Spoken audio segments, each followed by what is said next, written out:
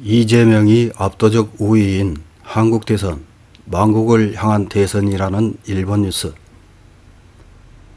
일본 미디어들은 우리나라 대선 후보 경선 과정에서 자신들의 미래를 지일파라는 이낙연에게 기대하거나 새로운 한일관계 정립에 청신호라는 윤석열에게 기대하는 모습을 보이고 있습니다.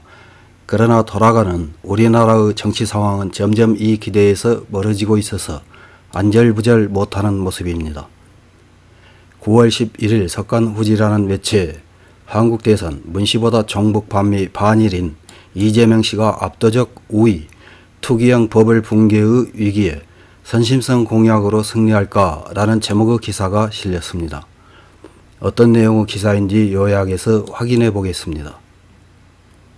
자민당 총재 선거는 기시다 후미오 전 정조 회장과 고노타로 행정개혁 담당상, 타카이치 사나에 전 총무상 등이 지지 확대에 대한 움직임을 강화하고 있다.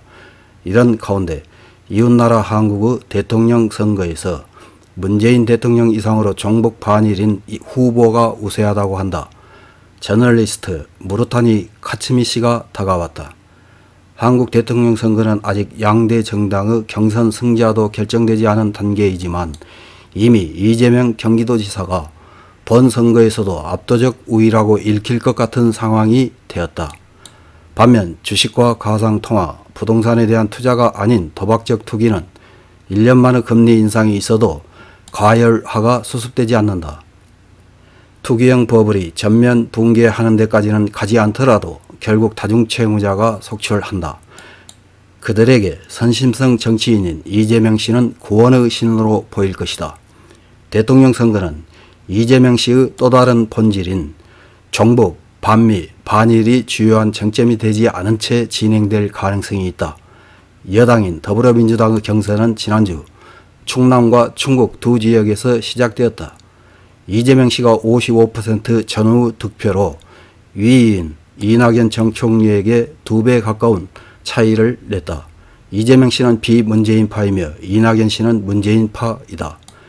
여당 내에서는 문재인파가 압도적 다수를 차지한다. 이낙연 씨는 투표 직전에는 내가 대통령이 되면 첫 번째 총리는 충청도 인물에서 선택한다 라고까지 말하고 지역 감정에 아부했지만 대패했다. 이것은 이재명의 강함이 진짜임을 말해준다.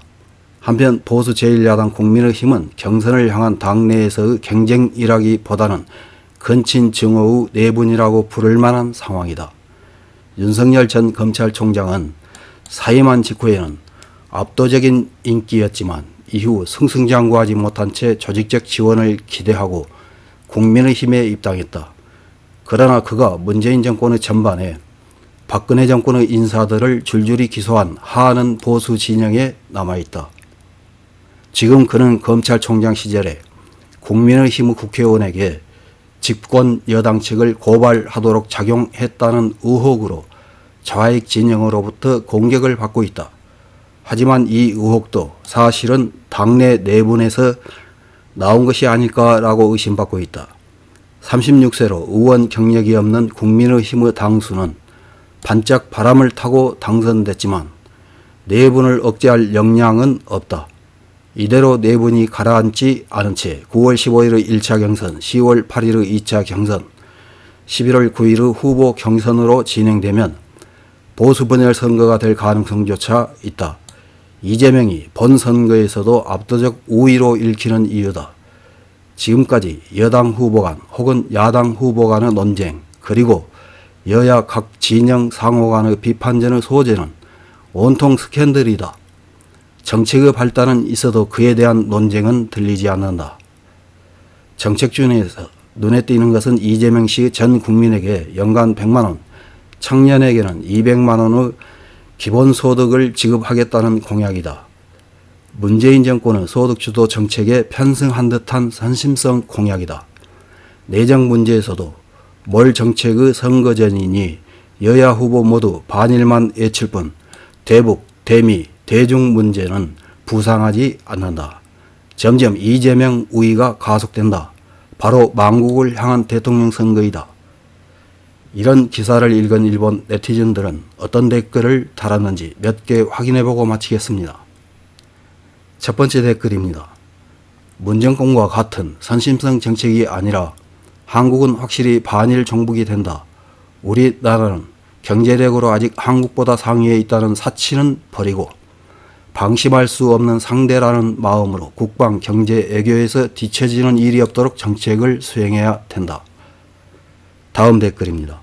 한국이라는 완충지대가 없어진 후 준비를 일본은 아직 하지 못하고 있다. 한국 경제 난민이 몰려올 것으로 예상한 대처 방법도 확립되어 있지 않다. 이후 전체를 밟게 된다. 파멸로 향하고 있다고 해도 20, 30년 사이에 완만하게 사라져 가도록 이웃나라로서 교묘하게 부추길 필요가 있다고 생각한다. 현실을 보지 않는 데는 탁월한 국가이므로 현실을 파헤쳐서는 안 된다. 다음 댓글입니다. 누가 대통령이 되어도 바뀌지 않는다. 국민 모두가 반일 교육이라는 이름의 세뇌 상태로 그 결과가 착실하게 개화하고 있으며 일본인에게도 그 이해가 확산되고 있다. 코로나가 종식되면 여행 가는 사람이 있다고 생각하지만 신뢰할 수 있는 파트너는 결코 될 수 없다. 다음 댓글입니다. 굉장한 일이라고 생각합니다. 반일 자세가 선명한 것이 총리가 바뀌어도 융화 자세로 전환하는 것을 막을 수 있고 저 나라의 버블 경제가 꺼져도 일본이 도와줄 필요가 없어지는 것은 좋은 일이라고 생각합니다. 다음 댓글입니다.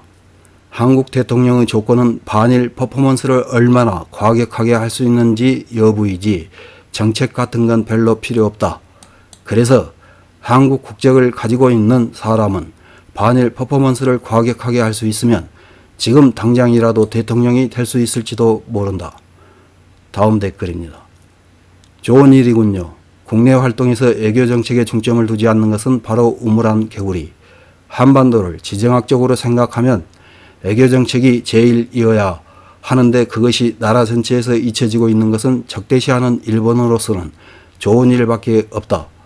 여당이든 야당이든 반일밖에 없는 나라이니까 망하는 것이 좋다. 박지 외교가 계속될 바에는 분명한 적으로 돌아서는 편이 좋다. 이상입니다.